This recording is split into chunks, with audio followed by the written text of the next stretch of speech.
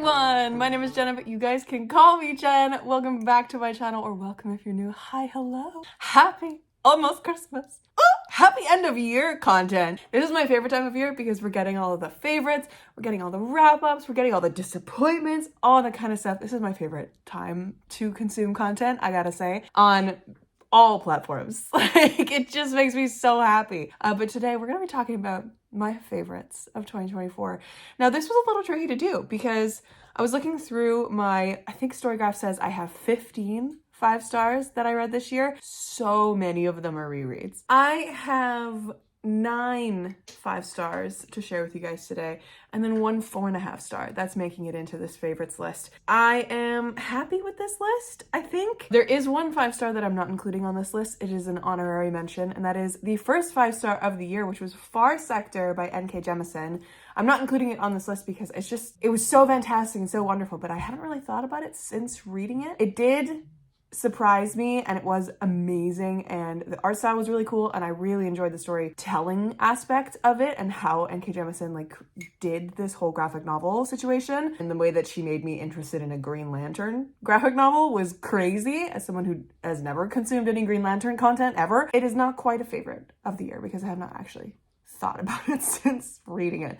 I have thought about it in this context, but actively, you know? The majority of these reads are just in any order of I can't really order them of top 10, except for the top 2. I bet you could guess. If you've been on my channel for a while, I bet you could guess. But we're gonna talk about them today. The majority of these are either sci-fi or fantasy, mostly fantasy. I do have 2 that kind of break those molds, and we'll start with those. So the first one is Out on a Limb by Hannah Bonham Young. What a romance book. This made me okay with the pregnancy trope because this whole book is surrounded around a pregnancy trope. It's not a surprise pregnancy trope, thrown in a romance book, So good though. There is something about the way that Hannah Bonham Young writes her stories that is entirely beautiful and just enchanting to me that this could not be a 5-star, I absolutely ate this up, okay? So this follows Win and Bo. Win, at the beginning of this, is at a Halloween party hosted by one of her friends, and she is dressed up as a pirate. She's really feeling herself, and then she sees another pirate. And this pirate is also disabled because Win has a limb difference. She has a hand that from birth was born smaller than her other regular sized hand, and she thought it was very funny that she was gonna be dressed up as a pirate and she could have a hook hand. She meets this other pirate, Bo, who has a prosthetic leg. And so both have limb differences. He's a recent amputee due to a cancer scare, and they have a one-night stand. And Win falls pregnant. They have this incredible connection. They have a one-night stand. It's this beautiful moment, honestly. And Win falls pregnant. And it's this gorgeous look at 2 people trying to get to know one another non-romantically, and then falling so deeply for each other by the end, and there is no third act breakup. Every romance book should be like this. Just the utter delight and sweetness that was given in this book, it was handled so perfectly. I'm also going to apologize now for the window that's going to flash across my glasses. This is the first time I'm filming in daylight in a couple months, so this is just how it's gonna be. I apologize. It's worse than a ring light.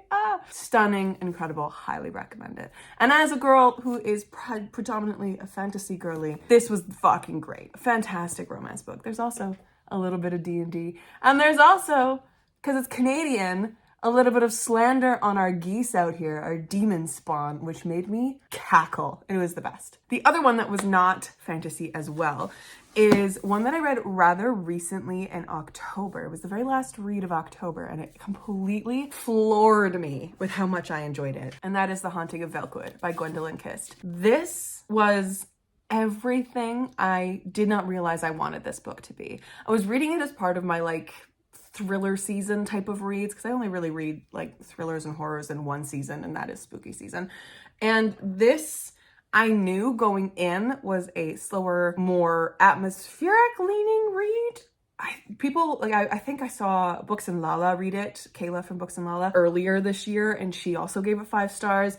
And the way that she described it, I was like, that is so interesting to me, because it's not a typical thriller, it's not a horror, it's not any of these things. And I went into it and just fell so in love with this book. It was just fascinating. The way that this ghost story of a ghost town was unrolled, I adored it. So in this one, we are following Talitha. And Talitha is one of 3 remaining survivors from this event that took this neighborhood, this street of Velwood. Her and her 2 friends were the survivors of this event. And everyone else who was living on this street is trapped in this weird time bubble. It's like they're trapped in time, but it's also impenetrable from anyone on the outside. And it is just fascinating. And like researchers and scholars are trying to figure out what's going on and whatever. And Talitha's now an adult after this event. Like, this event happened when she was a teenager. And it's all this, like, I don't know, it's set up very much like I want to forget about what happened in the past, but everyone else won't let me kind of a vibe. And also she won't let herself because she's so trapped and stuck, and she's not growing as a human in any kind of way. And so one day she gets approached by these researchers because they realized one of the girls went back in and she could go in. And when she came out, she was little wacky. She now is like living in isolation and seclusion, whatever, and she refuses to go back in. But they think that the other 2 girls could potentially go back in and like get more findings and stuff like that to like help them realize what this is, help them figure out what this event is, right? This like weird kind of paranormal oddness.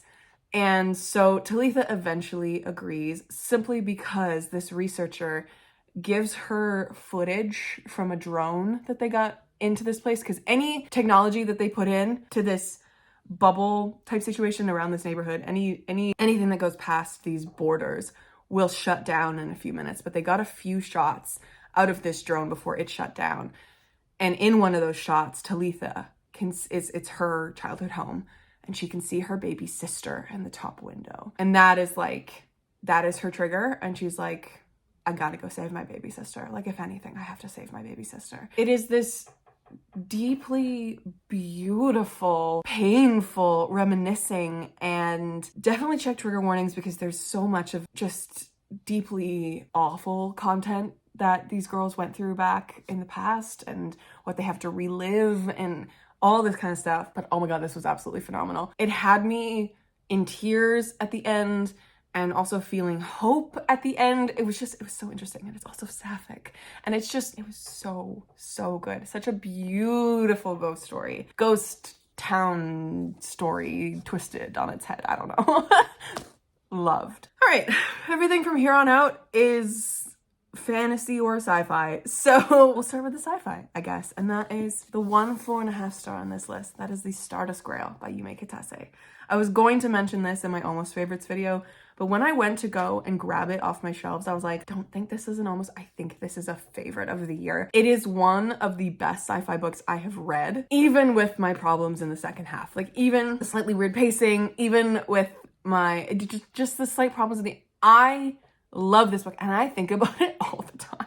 I read recently The Last Gifts of the Universe by Riley August, and that book, even though it's completely different, it's more of a Becky Chambers cozy vibe, reminded me so much of this. And I just kept thinking about this and how much I enjoyed this book and how much I enjoyed the quest aspect and the characters and all that kind of stuff. This follows Maya, our main character, who used to be a like roving the universe type of thief, but she's kind of given that up to get an education, and you know, she's now a grad student and she's doing her final projects and stuff like that. And while she's there, she gets approached by a couple people, and also an old friend of hers, Uncle, who is this interesting species of alien who has been on this quest to find what they call the Stardust Grail, because it is this like last ditch kind of like, it is this one like relic or something that will allow the kind of aliens that Uncle is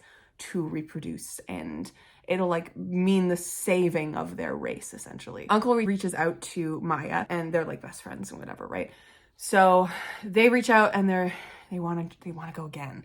And Maya gets also this opportunity to look at this book that was lost for a really long time.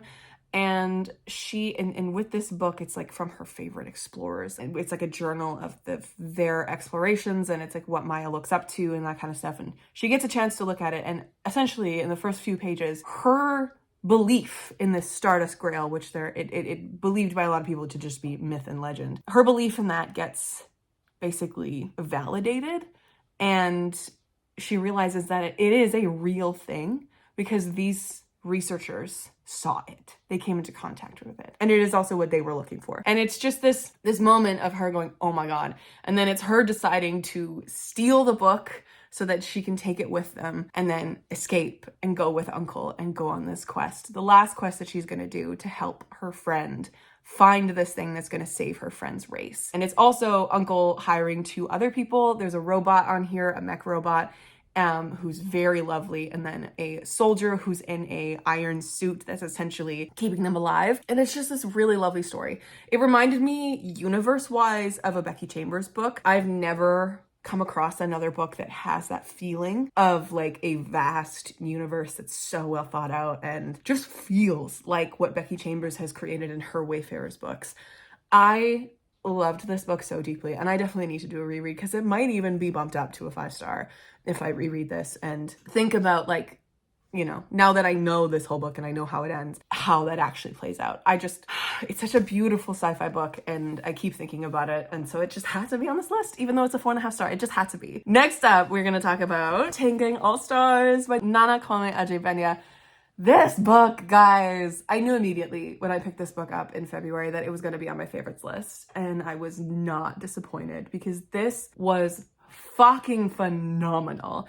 Every minute of this book, I was hooked. It is such a fascinating read. It's laid out really interestingly because we have a bunch of different POVs. We have different snapshots of people that we visit, but we come back to a set of main characters over and over. And we are basically following the story of Stax and Thurwar. They are partners, and they are also incarcerated, and they are part of these kind of chain gang fight to the death situations, because this is an examination of the American prison system as it has gone so privatized and so monetized that they have essentially set up this system where inmates or criminals who are, you know, incarcerated for a number of different reasons, they have the opportunity to join a chain gang and then fight in many, many, many different fights for a chance to go free. The majority of the time, it is a 50-50 shot, right? Because it's a fight to the death every time, and it's like a duel. Very like Roman Empire-esque, gladiator style. Most of the time, no one makes it past a couple fights. But Thurwar and Stax have made it. Thurwar is a couple fights away from her freedom at this point. So we're following this chain gang as they're getting into this new area. They're traveling and they're getting ready for these new fights. It's televised. People are betting on this, and we're following different people who are watching these things. We're seeing people who are diehard fans, some people who are protesting this kind of stuff, all sorts. It is such a fascinating look at what the justice system is right now in America and what it so easily could be. And that is what, to me, makes a perfect dystopian book.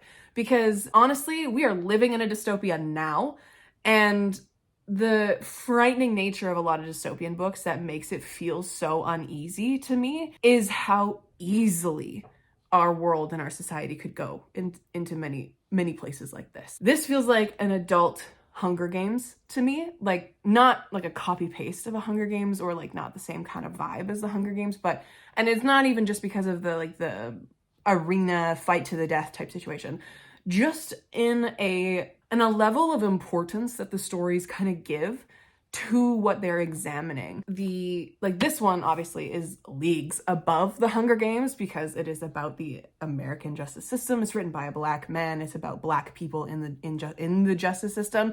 And Hunger Games is a commentary on a couple other things. I can't quite remember exactly what Suzanne Collins did, but Either way, I also think because I studied the Hunger Games, in high school, it's one of those books that we read in high school. And I think this book, if I was to ever become a teacher or a professor, I would have this as mandatory reading and we would study this in conjunction with like nonfiction about the justice system, like Angela Davis's work and stuff like that. Like it would just be I think I could build a unit around this book and it would be so fascinating to do and such important work, you know? This book should be required reading by everybody and I stand by that statement no matter what. Like if you liked the Hunger Games, read this. If you think you would like the Hunger Games, if you think you don't like the Hunger Games, fucking read this book anyways because it's so good.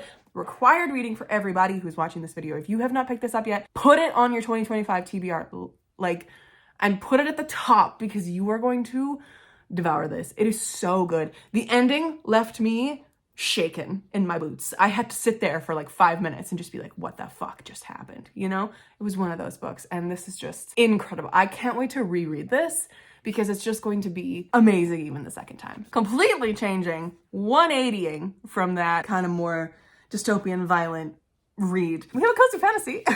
We have The Spell Shop by Sarah Beth Durst. Guys, Sarah Beth Durst is one of my favorite authors ever, okay? She's so underrated. She has such an incredible backlist. One of my favorite trilogies of all time is her Queens of Renthia trilogy. It is so incredibly well crafted. Such an interesting world. Like I think about the world of the Queens of Renthia books like it's my Roman Empire. That specifically is my Roman Empire. The amount of times that I think about that world and what Sarah Beth Durst did to build it. It was just phenomenal. I love that trilogy so much.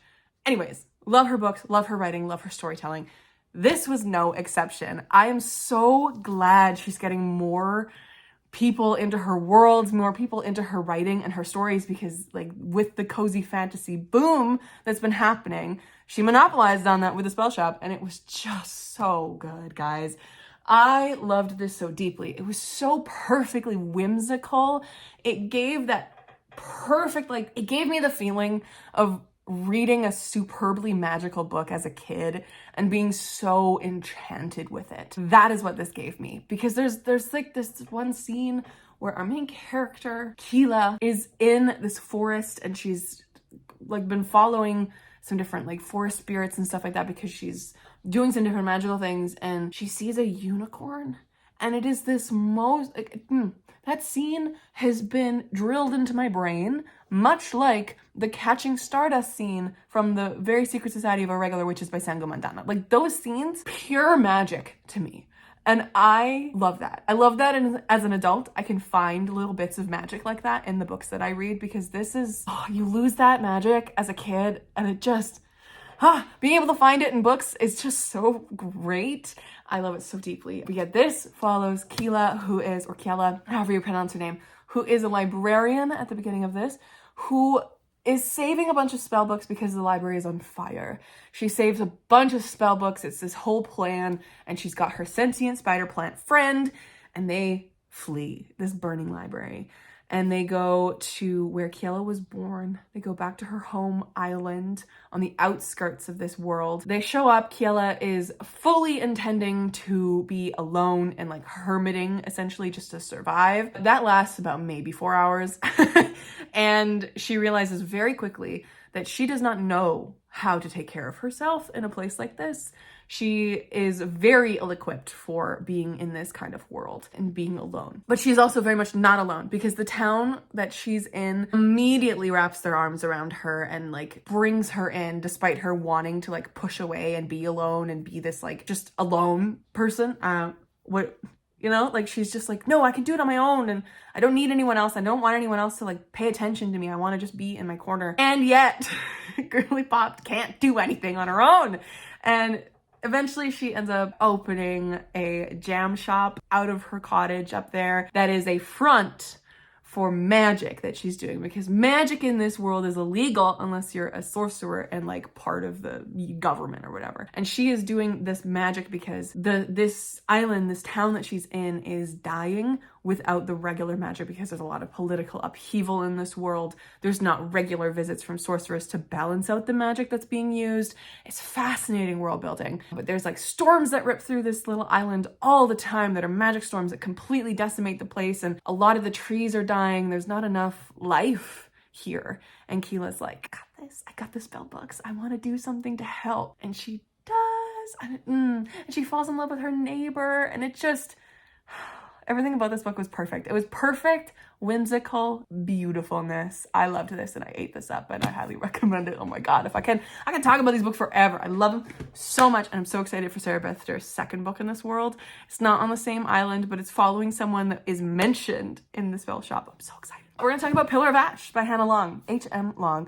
This is the final book in Hannah Long's The Four Pillars series, which starts with Hall of Smoke. This is a companion standalone series, but is all connected in some kind of way. So the first two books, Hall of Smoke and Temple of No God, follow the same character, Hessa, but 12 years apart. And then the next book follows Hessa's goddaughter, and then this book follows Hessa's daughter. Every single one of these books is phenomenal, incredible. I love Hannah Long's writing so fucking much. There is something so gorgeous about the way that she comes at her fantasy worlds.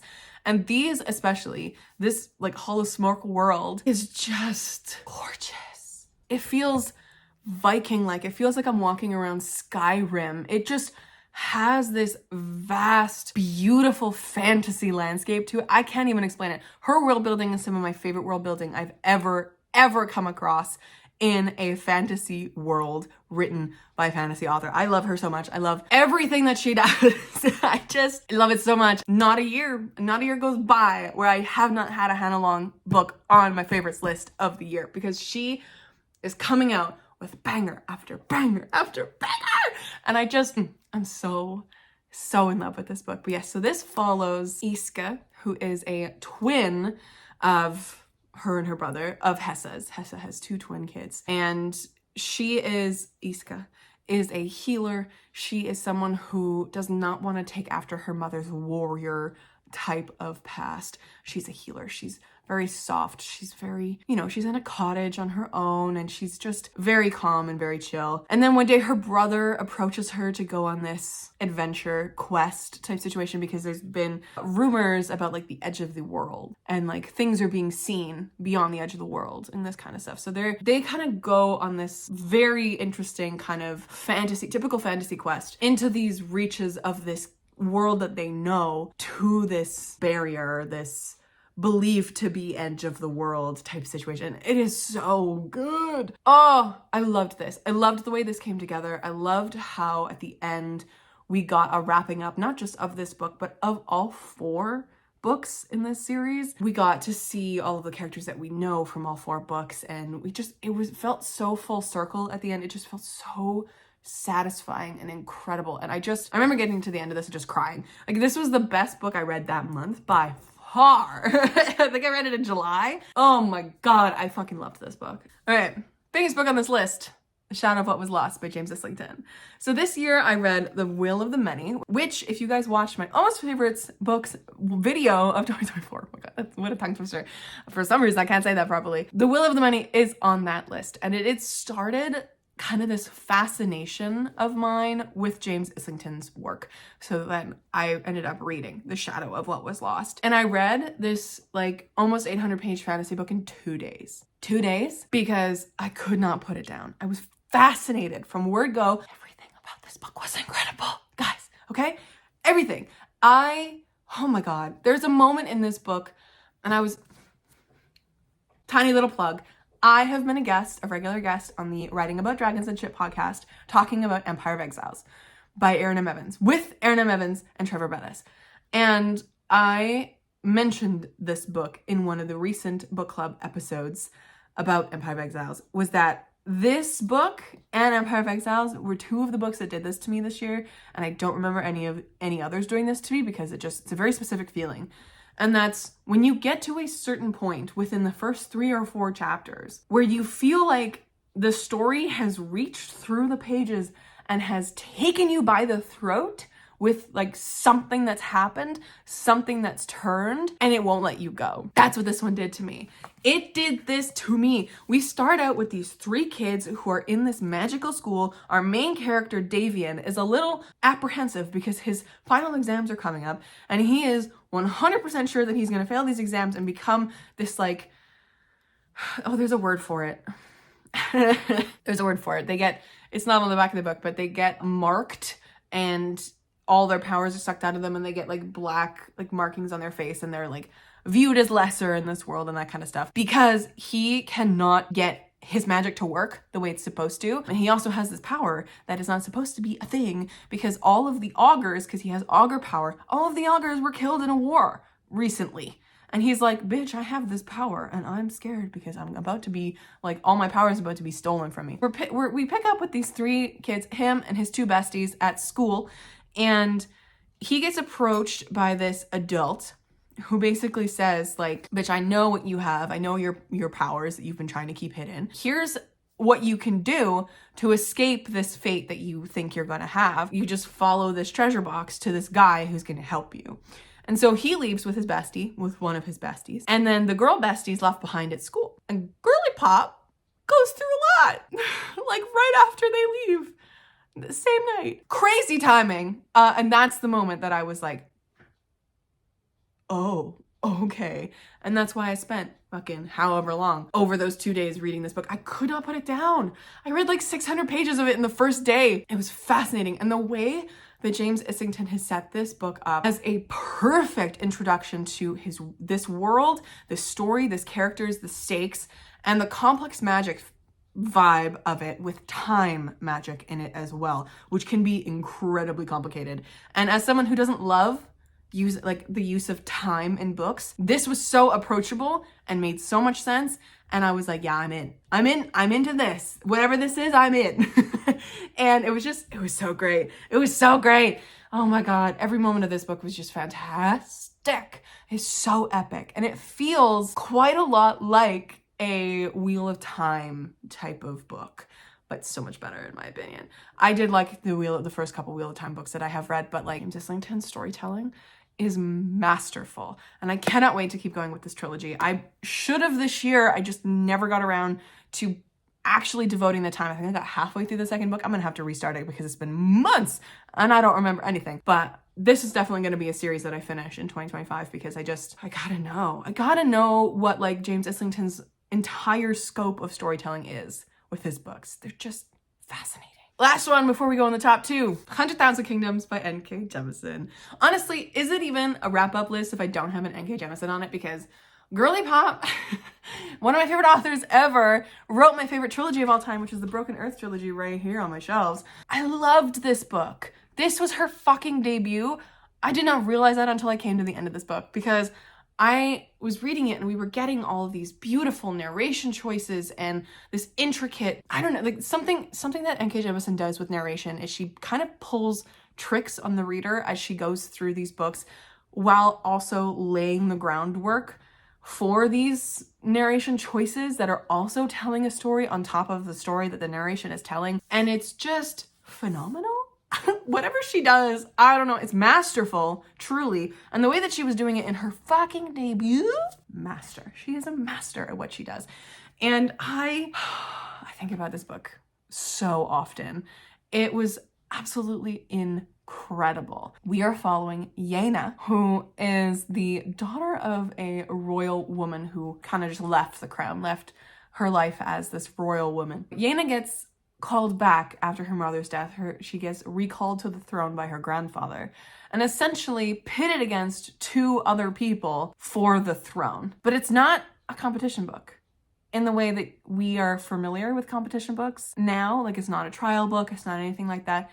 It is just Yena trying to navigate this incredibly toxic political landscape at the same time as becoming besties with all these chained gods that are there. And the chained gods also have another motive because they know something about Yena that she does not.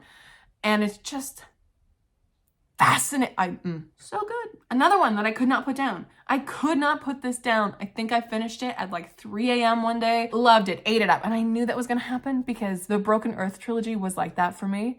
as soon as I finished book 1, I had to get book 2, and then I had to get book 3. I read all 3 books of that series in like a week, and I can't pull them apart in my head. I don't know what happens in each book, except for the first one, because I read that one twice.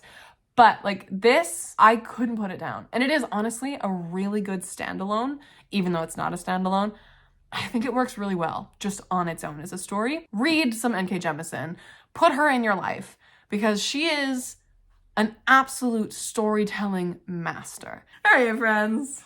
Have we gotten here long enough? We're going to talk about my top 2 favorites of the year. And I don't know if you have not been on my channel and if you have not been following me for the past year.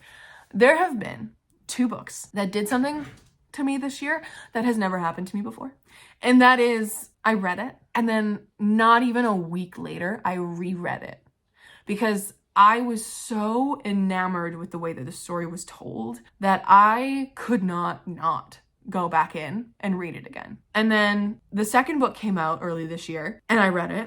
And then I reread that one within a week of reading it again for the first time. And then I reread them both around my birthday, because they are now some of my favorite books of all time. They are what has inspired one of my books that's going to be coming out in the next couple years. The Far Horizons trilogy. It follows Sage, who you will meet in a second story up there. It has inspired me to explore the beautiful facets of fantasy mystery, and also got me into the Writing About Dragons and Shit podcast, and also got me on to the Writing About Dragons and Shit podcast, and into the Discord, and into such a fabulous place to be. I need everyone, if you pick up one book from this list that is not Tanging All Stars, because you're picking that up anyways, because that's required reading to be part of my channel at this point. This series is required reading for me, and if you don't like it, don't come and tell me, because I do not want to know. I don't want to know a single negative thing about these books, because I have read them now 3 times all the way through,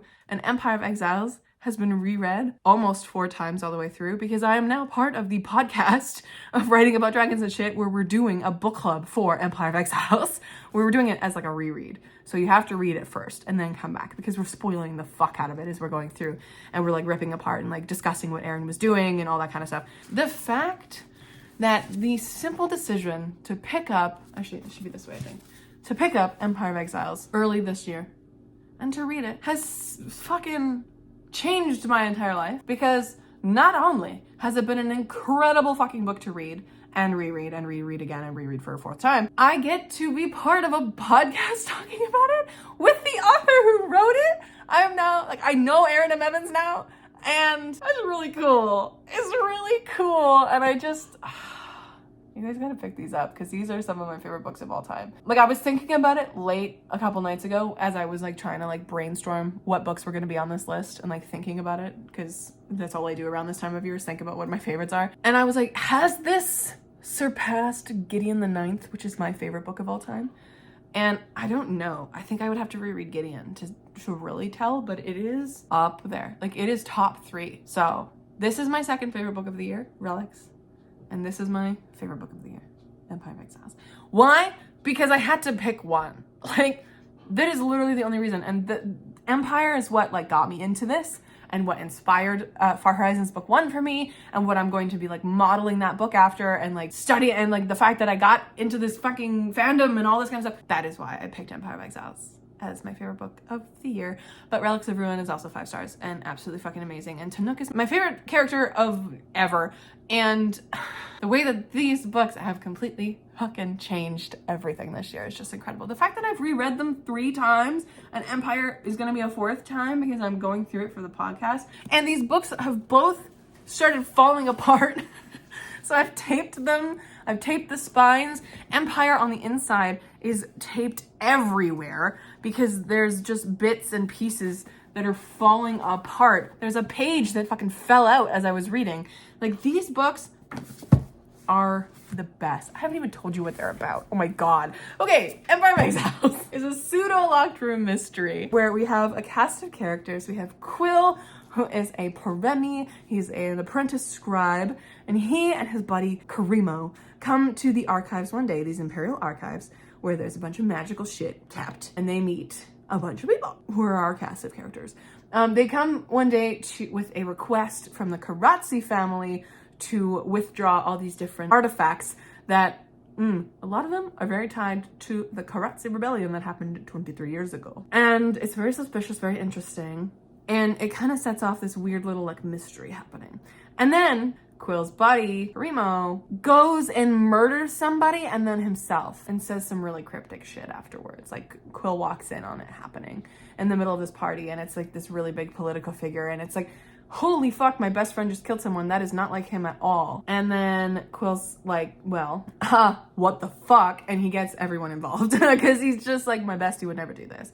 And it's very interesting, very, very mysterious because there's like a memory changing poison at play and it's just, oh my God. Like if you want a book that you won't be able to put down, pick these up. Every single scene is doing something. Every single moment in these books is doing something. I have reread these books, as I said, so many fucking times. Every time I reread them, I realize something else going on. They are so intricately well done, so beautiful, with an incredible cast of characters. We meet Amadea, who's like the girly pop in charge, but she's very like, I'm just gonna hang back here and you guys are gonna go do your thing and I'm gonna be here supportive. Like she's very like don't look at me vibes. She's very mom. She's very mom. We also have Ini, who is an ink specialist, and she's like the magic system in here is based on an anxiety disorder and it is fascinating and so well done, and the actual depiction of anxiety in here is also perfectly well done. These are so diverse, so queer. Pick them up. Pick them up. Because I need you all to meet Tanuk and fall in love with him as deeply as I have. Do I have him behind me? I do. I have Richa behind me. Oh, you can't see him. Richa, our bisexual king. This is Richa. He's the pseudo cop guy in here. He's not actually a cop, but like he's the, you need, in a mystery, you kind of need a guy who's like, I'm gonna figure shit out. And that's who he is. He works with the Vigilant Kinship. Relics is fantastic as well. It's like, well, obviously it's one of my favorite books of the year, but like it follows the events of Empire. And in this one, there is a skeletal body where there should not be a skeletal body. We love that. Pick these up and read them for me. Because if you haven't yet, run your 2025 TBR. Do it. Anyways, friends, those are the books that are my favorite books of 2024. I can't believe we're already here talking about favorite books of the year. That rhymes. I'm so sorry. I did not mean to make it rhyme. It has been such an interesting reading year because like the beginning of the year, I was just like reading banger after banger after banger. And then the second half of the year was a little worse. Just kind of petered out a little bit, but I think it was a great reading year. I mean, I found 2 brand new favorite books of all time.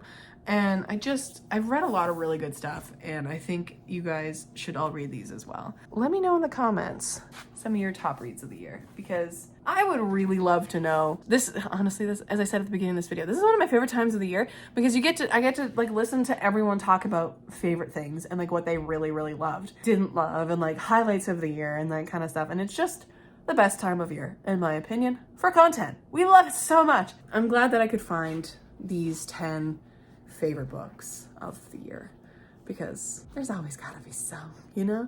And most of these, if not all of them, are gonna be stuck in my brain forever, and I love that. Anyways, my friends, thank you so much for watching. I will catch you in another video very, very soon. Stay kind and keep on reading.